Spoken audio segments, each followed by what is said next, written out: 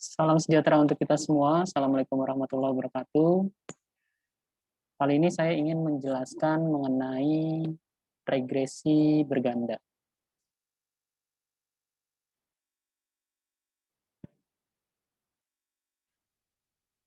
Seperti pertemuan kita minggu lalu, persamaan regresi linear berganda hanya ditambah interslope dan intercept-nya.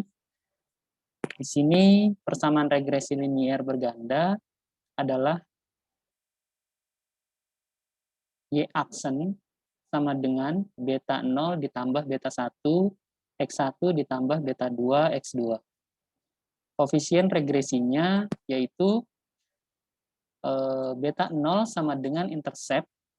Jadi beta 0 ini adalah intercept dari Y-aksen, lalu ada beta 1 sebagai slope dan beta 2 sebagai slope. Nah, di dalam pengujian koefisien regresi berganda, kita akan menemukan model summary, analysis of variance, dan koefisien kontinuen A.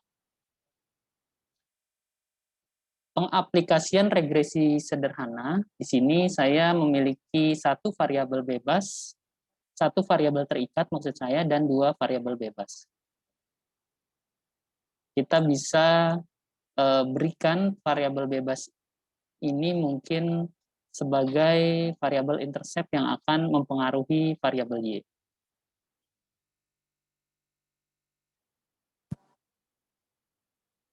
Di sini kita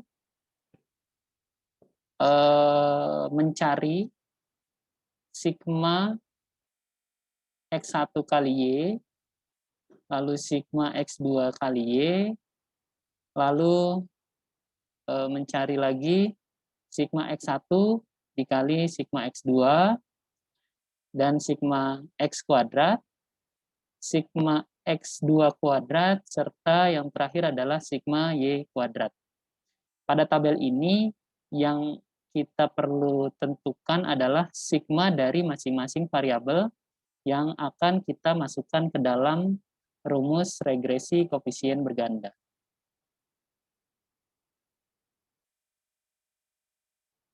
Di sini, saudara bisa melihat atau mencari persamaan regresi linear dengan matriks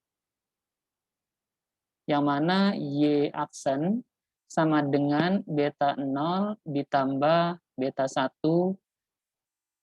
dikali X ditambah beta 2X. Cara pertama, kita bisa menentukan beta 0 sama dengan determinan A1, lalu dibagi determinan A. Beta 1-nya sama dengan determinan A2 dibagi determinan A. Sedangkan beta 2 sama dengan determinan 3 dibagi determinan A. Kita di sini memiliki persamaan matriks dengan matriks determinan A. Nanti di sini kita bisa sudah menemukan angka N. N ini tentunya nanti akan dikali silang ya dengan yang ada di beta 0, beta 1, dan beta 2. Sehingga kita mendapatkan nilai sigma Y, sigma X1 kali Y, dan sigma X2 kali Y. Perhitungannya cara sederhananya seperti ini. Kita sudah menemukan determinan A, maka kita tinggal memasukkan di sini determinan A-nya, nilai N, nilai sigma X1, nilai sigma X2, nilai sigma X1, nilai sigma X1 pangkat 2, lalu nilai sigma X1, nilai sigma X2. Lalu di sini nilai sigma X2, nilai sigma X1 kali X2, dan nilai sigma X2 pangkat 2. Sehingga kita bisa menemukan persamaan matriksnya di sini 12, lalu ditambah dengan 586 ya, dan dikali silang. Sehingga kita menemukan angka di determinan A1 sama dengan minus 3.272. Determinan A2 sama dengan 14.832. Dan determinan A3 sama dengan 586. Sehingga dari hasil ini kita bisa langsung membagi antara nilai minus 3.272 dibagi 17.544 sama dengan minus 0,187. Ini kita mendapatkan persamaan beta 0. Lalu untuk mencari beta satunya sama dengan 14.832 dibagi 17.544 sama dengan 0,845. Dan beta 2-nya 586 dibagi 17.544 sama dengan 0,03. Sehingga persamaan ini nantinya akan menentukan atau melihat dari ramalan regresi yang akan kita cari. Lalu kita mencari model summary dengan memasukkan koefisien korelasi. Di sini rumusnya R sama dengan N dikali sigma XY dikurang sigma X dikali sigma Y. Dibagi akar dari N sigma X kuadrat dikurang sigma X kita kuadratkan ya dalam kurung dikali N sigma Y kuadrat dikurang sigma Y kuadrat. Sehingga kita menemukan nilai yang ada ya, kita tinggal memasukkan ke dalam rumus. 12 ya nilai N-nya dikali 500 dikurang 82 dikali 70 dibagi akar 12 dikali 586 dikurang 82 lalu dikuadratkan dikali 12 kali 428 dikurang 70 pangkat 2. Sehingga kita mendapatkan nilai X1Y sama dengan 0,964. Lalu nilai Rx2Y-nya sama dengan 0,03. Nah, untuk mencari nilai Rx2Y-nya,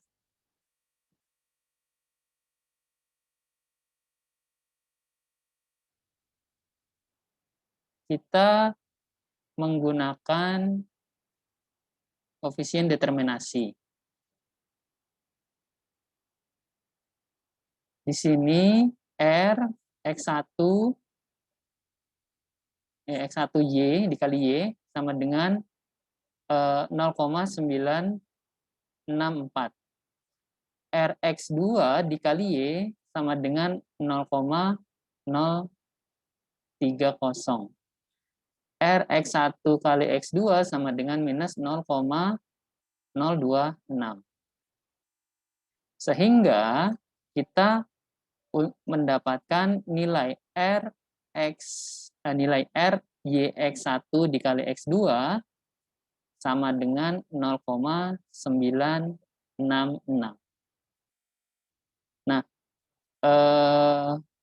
angka R kuadrat atau nilai determinasi ini merupakan bilangan pengkuadratan dari 0,966. Sehingga kita mendapatkan nilai R kuadratnya adalah 0,933. Sisa dari 0,933 merupakan angka determinasi yang tidak masuk ke dalam angka yang diukur. Lalu untuk mencari adjust R square, di sini R square sama dengan 1 dikurang 1 dikurang R kuadrat, lalu dikali N dikurang 1 dibagi N min K. Sehingga kita mendapatkan angka ya 1 dikurang 0,933 dikali 12 dikurang 1 dibagi 12 dikurang 3.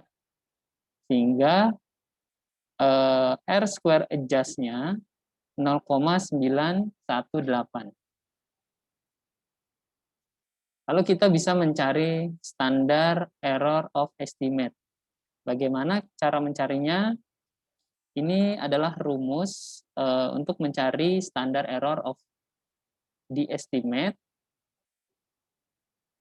yaitu lambangnya S ya, atau standar error. Yang pertama, variabel Y bar ya, kita kurang dengan variabel Y, lalu dikuadratkan. Lalu kita mendapatkan angka Y min Y aksen sama dengan 1,32. 1,32 ini lalu kita masukkan ke nilai S XY sama dengan akar 1,37 dibagi 12 dikurang 3. Atau kita bulatkan 1,32 dibagi 9 sama dengan 0,1467. Kita akarkan sama dengan 0,383. Nah, ini persamaan dari Y aksen. Model summary-nya kita sudah mendapatkan dari hasil hitungan yang tadi. Di sini model 1 ya. Kita memiliki nilai R atau nilai tingkat keeratan hubungan atau korelasinya adalah 0,966. Lalu R square ya atau R kuadrat kita mendapatkan nilai 0,933. Lalu adjust R square-nya 0,918 dan standard error of the estimate-nya 0,383. Selanjutnya kita mencari analisis of variance atau ANOVA di dalam regresi. Di sini analisis of variance atau source of variance SF yang pertama yang ditentukan adalah regression dengan rumus sum of square A sama dengan sigma dikali Y aksen dikurang Y kuadrat. Lalu kita mencari DF atau degree of freedom dari banyaknya variabel dikurang 1, dikurang 2. Sehingga kita mendapatkan DF-nya 1. Lalu mean of square-nya dari SS ya, SS total dibagi degree of freedom. Lalu kita mencari nilai F-nya membandingkan antara nilai F dengan nilai hitung. Di sini untuk mencari residualnya sum of square W ya, atau within sama dengan sigma Y aksen dikurang Y lalu dikuadratkan dan N-nya banyaknya N dikurang 2. Lalu yang terakhir SS total sum of square total sama dengan sigma Y dikurang Y kuadrat. Lalu DF-nya N dikurang 1. Nah, dari angka yang sudah kita temukan, kita sudah mendapatkan nilai Y aksen dan Y aksen dikurang Y. Atau selisih antara Y dan Y aksen. Lalu kita kuadratkan. Sehingga hasil dari ini yang disebut sebagai nilai Y aksen dan Y bar kuadrat. Sehingga nilainya kita mendapatkan 18,33. Dan nilai Y-nya adalah 70 ya, sigma Y, dan nilai Y barnya 5,833. Lalu di sini kita mendapatkan nilai Y dikurang Y bar kuadrat, yaitu hasilnya 1,32, dan kita masukkan ke tabel analysis of variance A, yang mana model regresinya yang dicari adalah regresi residual, dan mencari sum of square atau nilai F dari analysis of variance. Kita mendapatkan nilai 62,11 yang akan kita bandingkan dengan tabel. Ini nilai koefisien A. Sehingga nilai 6,211 ini memiliki pengaruh yang kuat. Jadi analisis of variance ini untuk mencari pengaruh antara variabel X terhadap variabel Y secara simultan. Lalu selanjutnya adalah tabel koefisien A untuk mencari pengaruh variabel X atau variabel bebas terhadap variabel Y secara sendiri.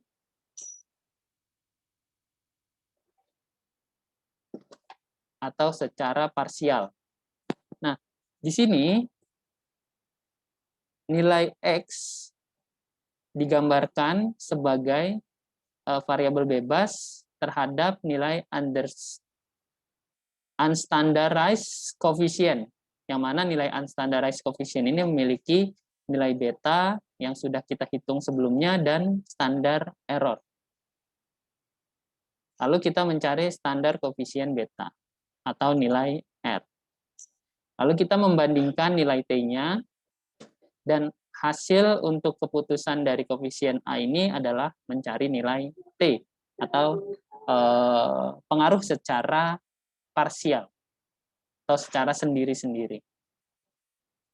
Yang mana standar of error atau standar errornya, standar deviasi errornya, kita mendapatkan nilai 0,7 dari hasil residual, ya, dari akar S atau sum of square kali XY dibagi residual, sehingga kita mendapatkan 0,7 nilai standar A-nya, dan B-nya 0,383 dibagi 20.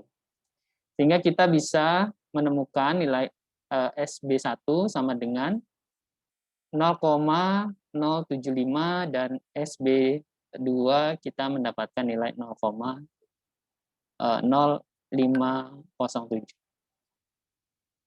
Kita tinggal masukkan saja ke tabel koefisien A, yang mana di sini nilai konstan. Nilai betanya kita mendapatkan minus 0,8. Lalu nilai X-nya kita mendapatkan betanya 0,845 yang tadi sudah kita hitung, dan nilai B2 X2 atau beta 0-nya 0,032. Lalu kita menemukan nilai T-nya, di sini ada yang minus 0,2,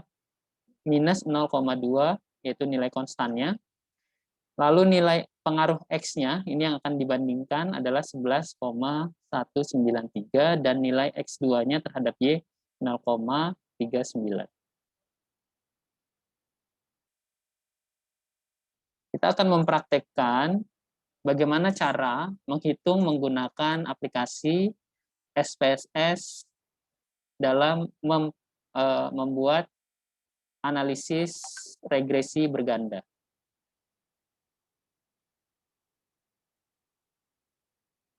Kita sudah memiliki data seperti ini. Kita buka SPSS-nya.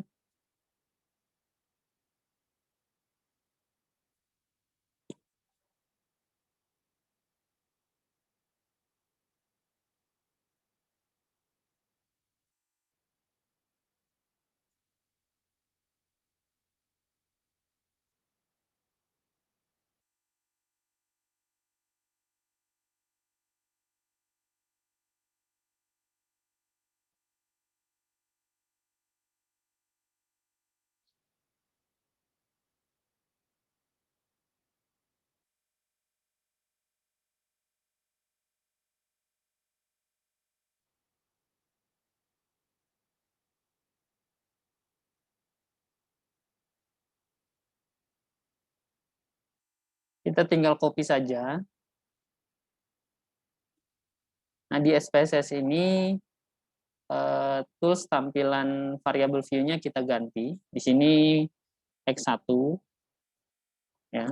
Karena tadi di atas ini variabel Y, saya Y, X1, X2. Lalu desimalnya kita turunkan karena kita tidak ada angka desimal.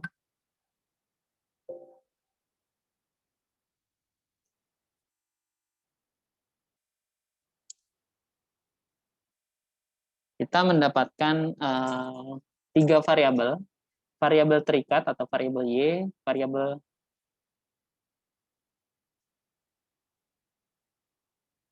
maaf, saya belum share screen.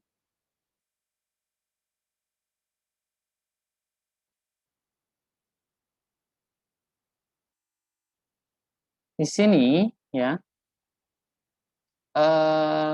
variabel terikatnya memiliki nilai N12, lalu variabel bebasnya X1, X2, kita copy saja ke aplikasi SPSS. Kebetulan saya menggunakan SPSS IBM 25. Kita sudah memiliki 3 variabel yang akan kita analisis. Pertama, bagaimana caranya kita membuat analisis regresi berganda dengan SPSS. Di sini pertama klik analyze, lalu kita memilih regression. Di sini ada banyak tampilan yang bisa kita gunakan, tapi untuk saat ini kita menggunakan linear. Lalu variabel dependentnya atau variabel terikatnya adalah variabel Y, dan variabel X1, X2 masuk ke dalam variabel independen. Sebetulnya banyak yang kita bisa tambahkan di sini. Misalkan ada R-square change deskriptif, kita bisa tambahkan data deskriptif, ya, atau Durbin Weights nanti untuk statistik non parametriknya. Kita langsung oke saja. Kita sudah mendapatkan beberapa tampilan di sini. Yang pertama adalah data deskriptif statistik, yang mana kita mendapatkan nilai Y-nya, min Y-nya adalah 5,83 dengan standar deviasi 1,33. Lalu nilai X1-nya 6,83 dengan standar deviasi 1,528. Dan nilai X2 7,5 dengan standar deviasi 2,276. Lalu di sini ada correlation ya, atau tingkat keeratan hubungan masing-masing variabel. Kita bisa melihat ya bahwa nilai Y ya di sini nilai Y terhadap nilai X memiliki tingkat keeratan 0,9 atau 96%.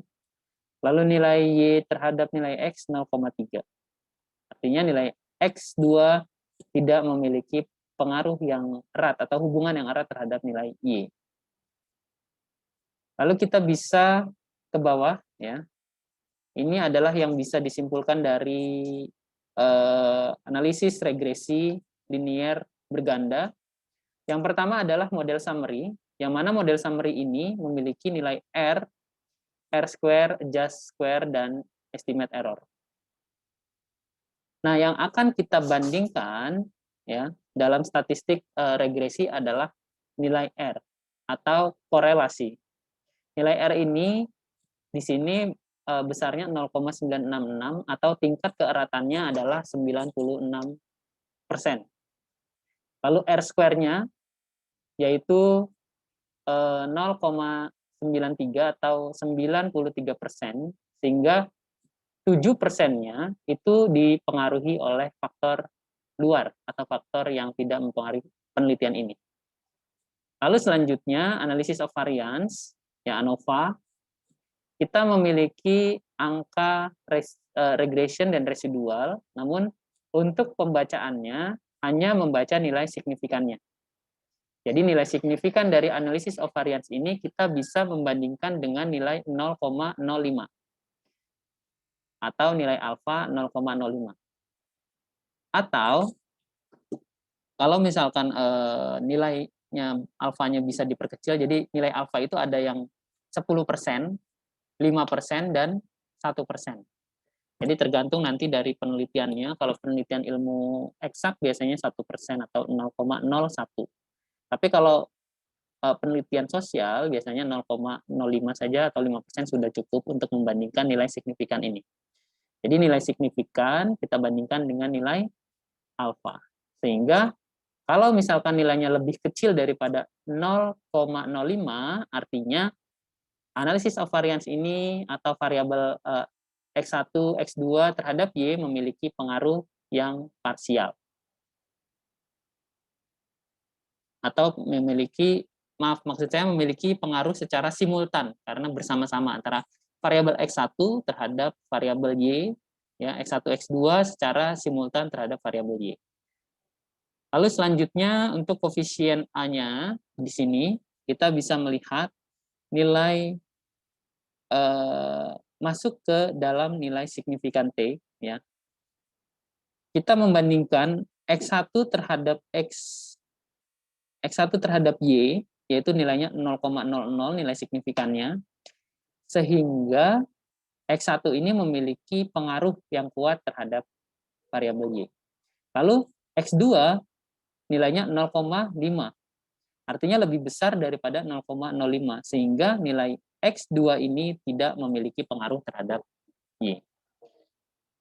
Untuk penjelasan koefisien regresi berganda, saat ini seperti itu, nanti akan saya berikan soal dan contoh. Terima kasih untuk kesempatan kali ini. Sampai jumpa.